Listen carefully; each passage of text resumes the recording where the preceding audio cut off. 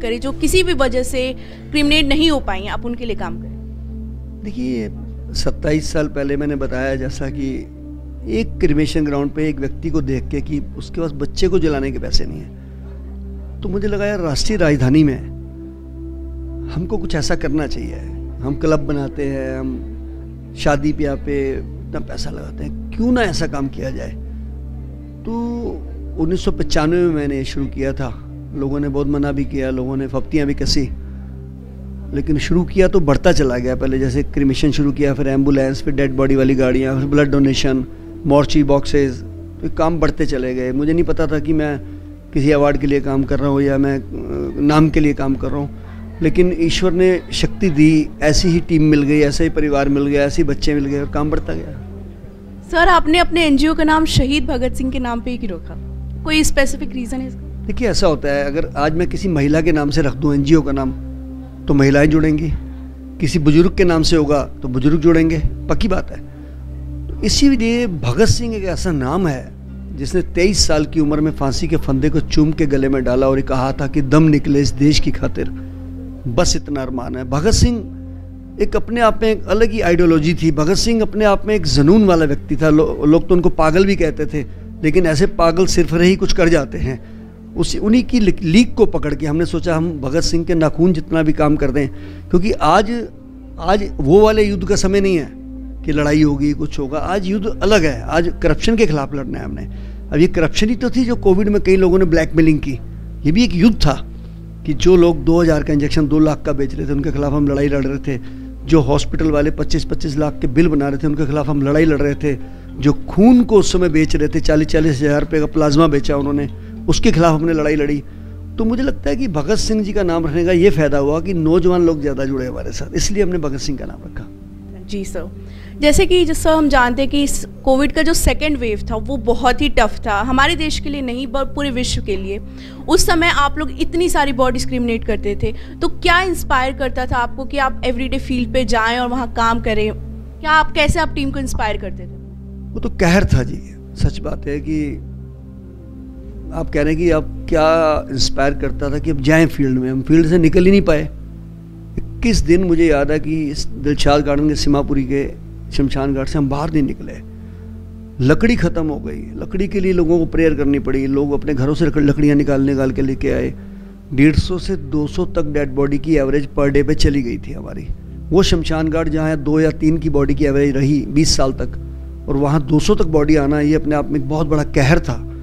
जैसा कि मैंने पहले बताया कि अगर मिलिट्री नहीं उतरती दिल्ली में और होम मिनिस्टर सड़क पर नहीं उतरते तो शायद दिल्ली के हालात बहुत बदतर हो गए थे।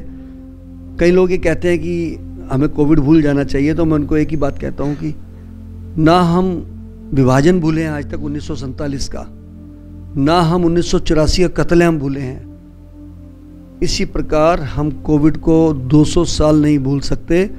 देश का कोई ऐसा परिवार नहीं बचा जिसका या तो परिवार से या पड़ोसी या दोस्त या मित्र या बिजनेस से सर्कल से ना गया हो। कोई ना कोई अपना गया है, सबका कोई ना कोई देश का गया है, लाखों लोग जो गए हैं, इसलिए हम भूल नहीं सकते हैं। उसमें जिसने भी सेवा की है मैं उनको सैल्यूट करता हूँ। एम्बुलेंस ड्राइवर, बहुत बड़ा रोल था उनका। शमशान घाट पे क्रिमेशन करने वाले लोगों का बहुत बड़ा रोल था। डॉक्टर, नर्सेज, टेक्नीशियंस, और एक और तबका था जिसका लोग नाम ही नहीं लेते, वो था सफाई कर्मचारी, जो सुबह 6 बजे आके हमारे घर के बाहर पड़ी हुई पीपी किटें उठाते थे, जिनको बाप बेटे की और बेटा बाप की किट को लगाने को हाथ तैयार नहीं था, ग्लव्स को, उसको बेचारे वो सफाई कर्मचारी उठाते थे। उनको भी सैल्यूट करता हूँ। सर, कोई पैंडेमिक के दौरान ऐसा केस आया जिसने आपको अंदर से अफेक्ट बहुत किया हो? कोई एक ऐसा? सच महीने में तो सारे केस आते थे। मैं वहाँ चश्मा लगा के रहता था शमशान घाट में, बहुत बड़ा सा चश्मा लगाता था ताकि धुआं मेरी आंखों में ना जाए। बहुत काम करना पड़ता था, लेकिन उस चश्मे के अंदर हम कितनी बार रो लेते थे ये कोई नहीं देखता था, क्योंकि उस शॉट्स ऐसे थे। एक शॉट था कि एक बच्ची बेचारी 18 साल की थी, सूर्यनगर की, अपने पिता की लाश को लेके कार में घूम रही थी, और उसका मुझे फ़ोन आता है कि अंकल मैं पापा को रात से लेके घूम रही हूँ और सुबह तक कहीं हॉस्पिटल में जगह नहीं मिली। सबने बैनर लगा दिए थे, नो ऑक्सीजन नो एडमिशन, और 5 बजे पापा की डेथ हो गई है, सुबह से लेके घूम रही हूँ, संस्कार की जगह नहीं मिल रही है। वो अपनी कार में पापा की लाश लेके आई। ज़रा सोचिए उस समय क्या हालात बने होंगे। कितना मैं विचलित हुआ उस बच्ची को देख के, उस बच्ची की हिम्मत को दाद देता हूँ कि 18 साल की उम्र में वो बच्ची अपनी कार के अंदर अपने पापा की लाश को लेके घूम रही थी। तो बहुत विचलित करने वाले वो शॉट्स थे, लेकिन हमारे लिए शर्मसार भी थे।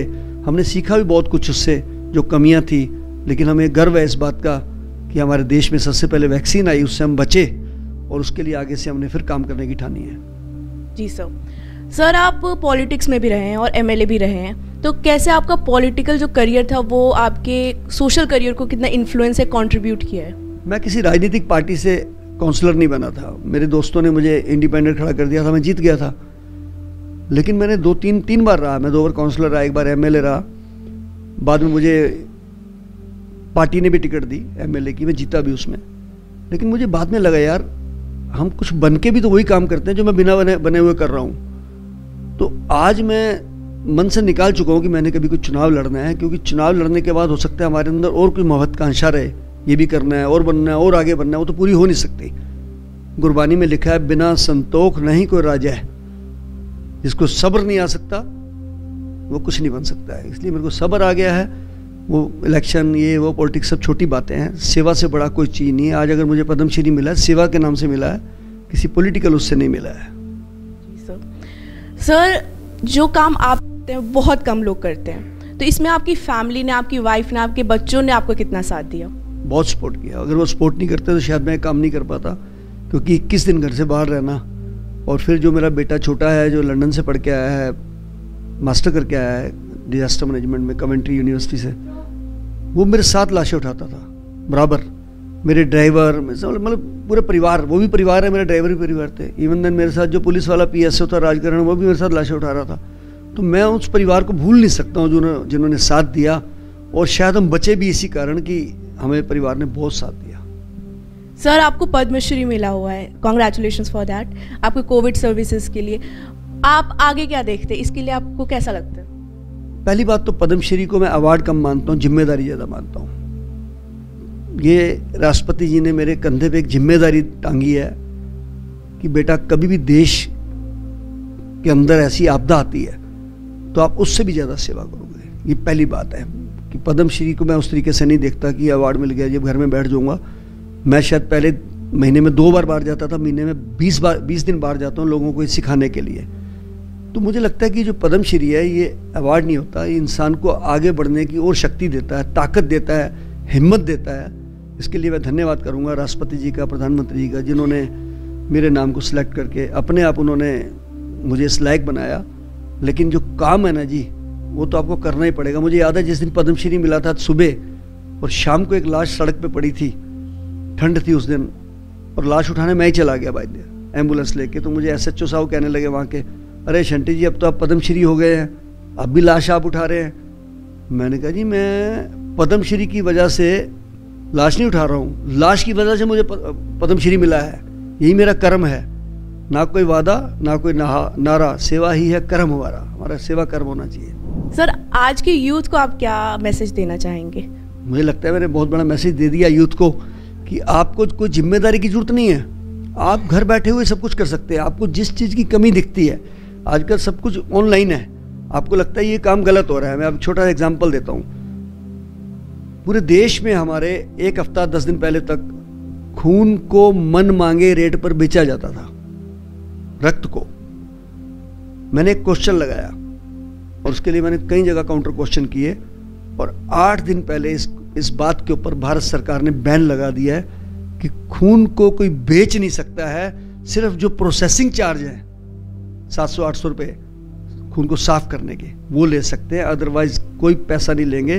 प्लाज्मा और प्लेटलेट जिसकी ब्लैक होती थी, जो कोविड में 50-50 हज़ार का बिका है, उसका 1 रुपया भी नहीं ले सकते। और थैलीसीमिया के जो बच्चे हैं उनके लिए निःशुल्क ब्लड देना पड़ेगा हॉस्पिटल को, उनकी जिम्मेदारी बनती है। अगर ये काम मैं कर सकता हूँ तो बच्चे भी कर सकते हैं घर बैठे हुए। इनको लगता है कोई चीज़ कमी है, उस चीज़ को तुरंत वो प्रधानमंत्री जी के नोटिस में लाएं, होम मिनिस्टर के नोटिस में लाएं। मुझे लगता है आजकल तो इतनी जल्दी सुनवाई, हर चीज़ की ऐप बनी हुई है अलग अलग, तो इतने स्टार्टअप हैं, आज बच्चे कहाँ से कहाँ पहुँच गए हैं। तो मुझे लगता है कि बच्चों को यही संदेश है कि आप रोज़ एक नया आइडिया निकालें जो देश की फेवर में हो, मानवता की फेवर में हो। यही मेरा उनको एक संदेश है। जी sir, thank you sir. Bharat Mata की जय। भारत माता की जय।